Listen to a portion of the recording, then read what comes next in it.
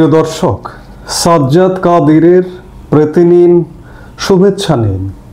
এই মুহূর্তে আমি যে বিষয়টি নিয়ে কথা বলতে এসেছি আপনাদের সামনে, সেই বিষয়টির শিরোনাম যদি এভাবে বলি যে নো হাসিনা নো ভোট, এই প্রসঙ্গটি নিয়েই আপনাদের সামনে এই মুহূর্তে আপনাদের কথা বলবো।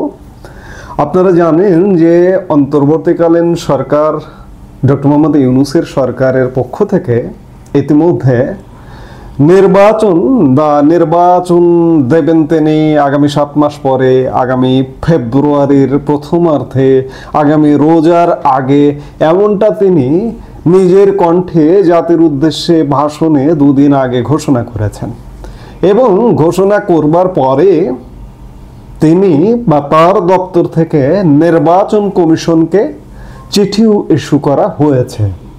অর্থাৎ এই ঘটনাগুলো, তার ঘোষণা, নির্বাচন কমিশন থেকে চিঠি ইস্যু, এগুলো এটি স্পষ্ট করে দিচ্ছে যে নির্বাচন নিয়ে যে দোলাচল ছিল, দোদুল্যমানতা ছিল, সেটি খানিকটা প্রশমন হয়ে থাকতে পারে। কারণ আমি বলছি হয়ে থাকতে পারে, কারণ নির্বাচনের সময়সীমাটা ঘোষণা করা হয়েছে, সামনে আরো 6-7 মাস আছে। এই 6-7 মাসে পৃথিবী উত্তর মেরু থেকে দক্ষিণ মেরু, দক্ষিণ মেরু থেকে উত্তর মেরু অনেক কিছু ওলট পালট হয়ে যেতে পারে। কাজেই একটা অনির্দিষ্ট যাত্রার মধ্যে নির্বাচনের ঘোষণা হয়েছে, ঘোষিত হয়েছে। আরও কিছু বিষয় এর সাথে যুক্ত হয়েছে, যেমন আপনারা জানেন যে বাংলাদেশ আসলে মার্কিন প্রেসক্রিপশনে এখন চলে, মার্কিন সাম্রাজ্যবাদী নীতিতে চলে, এমনটাও আমরা আলাপ করেছি 2 দিন আগে। গতকালকে একটি ইন্টারভিউ করেছি যে মার্কিন দূতাবাস থেকে বাংলাদেশের অন্তর্বর্তীকালীন সরকার চালিত হয়। সেই যখন অবস্থা, তখন মার্কিন দূতাবাসের যিনি এখন প্রধান দায়িত্বপ্রাপ্ত আছেন, তিনি কিছুদিন আগে জুলাই মাসের শেষ সপ্তাহে তারেক রহমানের সঙ্গে লন্ডনে বৈঠক করেছেন, সাক্ষাৎ করেছেন। এই বৈঠকটার উদ্দেশ্যটা কি? মার্কিন চার্জ দ্য অ্যাফেয়ার্স কিংবা মার্কিন রাষ্ট্রদূত পর্যায়ের একজন মানুষ একটি বাংলাদেশের রাজনৈতিক দলের দলীয় প্রধানের সাথে সাক্ষাৎ করছেন, নিশ্চয়ই কোনো নেগোসিয়েশনের ব্যাপার আছে। নেগোসিয়েশনটা যেটি জানা যাচ্ছে, যেটি বোঝা যাচ্ছে, যে ইউনূস সরকার মার্কিন যে এজেন্ডাগুলো বাস্তবায়ন করতে চেয়েছিল, সেই এজেন্ডাগুলো নানা কারণে দেশি বিদেশি চাপে বাস্তবায়ন করতে পারবে না এই সময়সীমার মধ্যে। তাহলে কি হবে? তাহলে মার্কিন যুক্তরাষ্ট্রের নির্ধারিত সিলেক্ট করা একটা গভর্নমেন্ট আসতে হবে বাংলাদেশে। যেভাবে আমরা পাকিস্তান প্রসঙ্গ বারবার চলে আসে, পাকিস্তানের এই মুহূর্তে যে একটি কোয়ালিশন সরকার আছে শাহবাজ শরীফের, সেই শাহবাজ শরীফের মতো একটি সরকার বাংলাদেশে ইনস্টল করতে হবে। তারই অংশ হিসেবে তারেক রহমানের সাথে নেগোসিয়েট করতেই ট্রেসিয়ান জ্যাকবসন লন্ডনে বৈঠক করেছেন, এবং মার্কিন কর্মকর্তারা আরও নানা বিষয়ে বিভিন্ন সময় তারেক রহমানের সাথে বৈঠক করে একটা নেগোসিয়েশনে এসে যে ইউনূস সরকারের ধারাবাহিকতা রক্ষা করা হবে। এমনকি সরকারে হয়তো ডক্টর ইউনূসকেও রাখা হতে পারে। যেমন রাষ্ট্রপতির কথা চিন্তা করা হচ্ছে, তারেক রহমান প্রধানমন্ত্রী হবেন, ডক্টর ইউনূস রাষ্ট্রপতি হবেন। এই যে এই মুহূর্তে অন্যান্য যে রাজনৈতিক দলগুলো আছে, জামাত, এনসিপি, সবাই সরকারে থাকবে। অর্থাৎ আমি আগেই বলেছি, 2 দিন আগে একটি ভিডিও দিয়েছি যে বাংলাদেশে একটি পাকিস্তান মডেলের সরকার স্থাপন করবার একটি প্রচেষ্টা চলছে। কিন্তু এই প্রচেষ্টা কি সফল হবে? দেশি বিদেশি প্রেক্ষাপট কি সফল হতে দেবে? কিংবা বাংলাদেশের আরেকটি বড় রাজনৈতিক দল আওয়ামী লীগ কি করছে? আওয়ামী লীগ কি চিন্তা ভাবনা করছে? আওয়ামী লীগ চিন্তা ভাবনাটা এখনো সাধারণ মানুষের কাছে দৃশ্যমান নয়, কিন্তু আওয়ামী লীগেরও তো চিন্তা ভাবনা আছে, তাই না? এই মুহূর্তে আওয়ামী লীগ ইউনূস সরকার কর্তৃক প্রজ্ঞাপন জারি করে নিষিদ্ধের তালিকায় উঠে গেছে। আওয়ামী লীগের কার্যক্রম নিষিদ্ধ, নির্বাচন কমিশনে নিবন্ধন স্থগিত। অর্থাৎ এই যে সাজানো গোছানো পাতানো যে নির্বাচনটা হতে যাচ্ছে সামনে, সেই নির্বাচনটায় আওয়ামী লীগের অংশগ্রহণ করবার কোনো সুযোগ থাকছে না বা থাকবে না।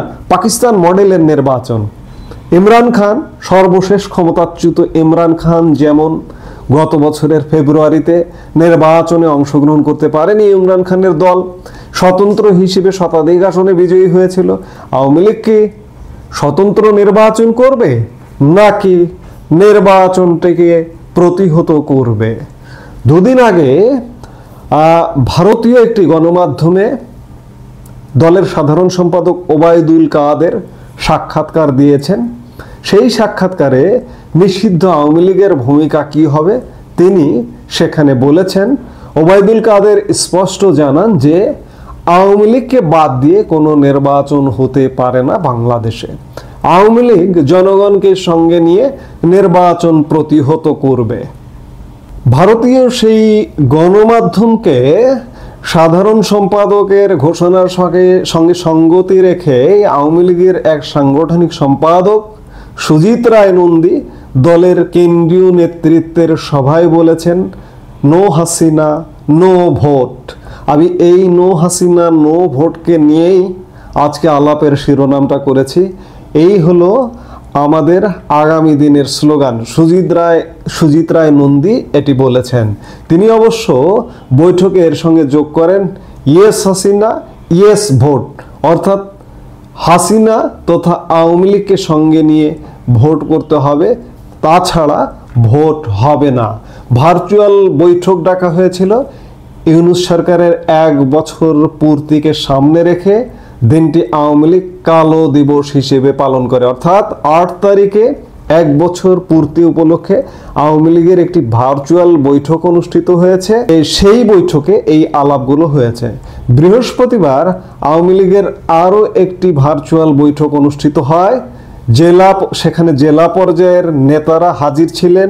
সেই বৈঠকেও একাধিক নেতা ভোট প্রতিহত করার পক্ষে কথা বলেন আওয়ামী লীগকে ছাড়া ভোট হয়ে গেলে প্রত্যাবর্তন করা আরও কঠিন হবে। ভোট আটকানোই এখন আওয়ামী লীগের একমাত্র কর্ম। আওয়ামী লীগের আরেক সাংগঠনিক সম্পাদক SM কামাল হোসেন ভারতীয় গণমাধ্যম দ্য ওয়ালকে দেওয়া সাক্ষাৎকারে বলেছেন, আওয়ামী লীগকে বাদ দিয়ে জোর করে নির্বাচন হলেও তা বৈধ হবে না। দৃষ্টান্ত দিয়ে তিনি বলেন, 1996 সালের ফেব্রুয়ারিতে বিরোধীদের উপেক্ষা করে নির্বাচন করেছিলেন খালেদা জিয়া। শেখ হাসিনার নেতৃত্বে গণ আন্দোলনের মুখে সেই সরকারকে 15 দিনের মধ্যে পদত্যাগ করতে হয়। তিনি বলেছেন, আওয়ামী লীগ নেত্রীর বিরুদ্ধে তথাকথিত গণ অভ্যুত্থান ছিল একটি ষড়যন্ত্র। শেখ হাসিনা মানুষের গণ অভ্যুত্থানের মধ্য দিয়েই দেশে ফিরবেন। শুক্রবার রাতে বৈঠকে সুজিত রায় নন্দী 96-এ খালেদার নির্বাচনের পাশাপাশি 111 সরকারের সময় শেখ হাসিনাকে নির্বাচনী ময়দান থেকে সরিয়ে দেওয়ার চেষ্টা হয়েছিল। আওয়ামী লীগের আন্দোলনের ফলে তা সম্ভব হয়নি। এই মুহূর্তে সরকারের কথা যদি বলি, সরকার বেশ টেনশনে আছে, টেনশনের পরেও বেশ খুশিতে আছে এবং সরকারের সাথে যে দলগুলো আছে সেই দলগুলোই ভাবছে যে আওয়ামী লীগকে ছাড়া নির্বাচনটা বুঝি হয়েই গেল, নির্বাচনটা করেই ফেললাম, আমরা ক্ষমতায় এসে গেলাম, এমন একটি ভাবনা এই দলগুলোর মধ্যে এবং সরকারের মধ্যে বিরাজমান। কিন্তু বাস্তবতা হলো যে আওয়ামী লীগ সব সময় 40% বেশি ভোট পেয়ে এসছে বিগত নির্বাচনগুলো, কিন্তু এই 40% মানুষকে বাদ দিয়ে ভোট করতে চাইছে বর্তমান ইউনূস সরকার এবং অন্যান্য যে দলগুলো আছে ক্ষমতা ভাগাভাগির স্বপ্ন দেখছে যারা, দিন রাত দিনের বেলা জেগে জেগেও স্বপ্ন দেখছে যারা, তাদের স্বপ্নে একমাত্র ইচ্ছে যে আওয়ামী লীগকে বাদ দিয়ে নির্বাচন করা। কিন্তু আসলে কি সেই নির্বাচনটা হবে? দেশি বিদেশি নানান পক্ষ কি করতে যাচ্ছে, কি করবে? নো হাসিনা নো ভোট, এটি কি বাস্তবায়ন হবে? কিংবা এটি যদি বাস্তবায়ন না করতে পারে আওয়ামী লীগের অস্তিত্বের প্রশ্ন। আওয়ামী লীগ ভবিষ্যতে আওয়ামী লীগের যে আলাপ আলোচনাগুলোতে উঠে এসছে যে যদি এই নির্বাচনটি করে বসে পড়ে বিএনপি কিংবা অন্যান্য দলগুলো ভাগাভাগি করে, ক্ষমতা ভাগাভাগি করে, সেক্ষেত্রে সেই সময়টা আওয়ামী লীগের জন্য আরও কঠিন সময় হবে। এখনকার যে অত্যাচার, নিপীড়ন, নির্যাতন, এই অত্যাচার, এই নির্যাতনের চেয়ে হাজার গুণ নির্যাতন, নিপীড়ন বেড়ে যাবে। এখনকার নিপীড়নটা হচ্ছে নানামুখী। আসলে কে কাকে নির্যাতন করছে, জামাত করছে, বিএনপি করছে, নাকি এনসিপি করছে, নাকি কারা করছে, এরকম। কিন্তু তখন একটি সরকার ক্ষমতায় থাকবে, সরাসরি সরকারি নির্যাতন, একটি দলীয় সরকার ক্ষমতায় থাকবে। সোজা কথায় যদি বলি যে সরকারি নির্যাতনে আওয়ামী লীগের বংশ নির্বংশ করে দেবার একটা প্রচেষ্টা হবে। এই ভয়েও কিন্তু ভীতু আওয়ামী লীগ, এই শঙ্কায় শঙ্কিত কিন্তু আওয়ামী লীগ নেতারা, যার দরুন নো হাসিনা, নো ভোটের ডাকের দিকেই তারা যাচ্ছে। এবং সামনের দিনগুলোতে রাজনীতি সত্যিকার অর্থে কঠিন থেকে কঠিনতর যে হবে, এটি বলার অপেক্ষা রাখে না। আজকে আলোচনা আছে দেশে যে আরেকটি হয়তো 111 আসবে বা আসার সম্ভাবনা আছে। বাংলাদেশ কিন্তু সেদিকেই এগুচ্ছে, সেদিকেই যাচ্ছে। আপনাদের মনে আছে 111, 2007 সালে যে 111 সরকারটি এসেছিল, সেই সরকারটির সময়ও কিন্তু বিএনপি জামাত জোট ক্ষমতায় ছিল। তারা তাদের মতো নির্বাচন করতে চেয়েছিল এবং নির্বাচনের তফসিল পর্যন্ত ঘোষিত হয়েছিল, কিন্তু আওয়ামী লীগ সেটিকে প্রতিহত করেছিল। প্রতিহত করে একটি 111 কায়েম হয়েছিল এবং 111 কায়েম হবার পরে দীর্ঘ পথ পরিক্রমার পরে 2008 সালের 29শে ডিসেম্বর একটি নির্বাচন অনুষ্ঠিত হয় এবং ক্ষমতায় আসে আওয়ামী লীগ। এবারও ঠিক তেমন পরিস্থিতিরই যদি উদ্ভব হয়, আজকে অনেকে ভাবছেন যে সরকারের এবং অন্যান্য যে রাজনৈতিক দলের, তারা ভাবছেন যে আওয়ামী লীগের নেতৃত্ব নাই, আওয়ামী লীগ নেতৃত্ব সব বিদেশে পালিয়ে গেছে। না ভাই, এই যে বিদেশে যারা চলে গেছে, তারা কখন কোন ফাঁকে দেশে ঢুকে পড়বে টেরও পাবেন না। ব্যাপক সামনের দিনগুলোতে ব্যাপক একটা পরিস্থিতি ক্রিয়েট হবার সম্ভাবনা আছে। সার্বিক অবস্থা বিচার বিশ্লেষণ করে সেটাই দেখা যাচ্ছে। কাজেই নো হাসিনা, নো ভোট যে বলছে আওয়ামী লীগ নেতারা, সেটি যদি বাস্তবায়ন হয় বা বাস্তবায়ন হবে, কারণ বাঁচা মারার প্রশ্ন এসে গেছে। এই বাঁচা মারার প্রশ্নে তৃণমূলের নেতাকর্মীরা কিন্তু রেডি। তৃণমূলের নেতাকর্মীরা কোথাও যায়নি। এই বাংলাদেশেই জন্ম তাদের, এই বাংলাদেশেই তারা মার খায়, এই বাংলাদেশেই তারা মার দেয়, এই বাংলাদেশেই তারা মারা যায়।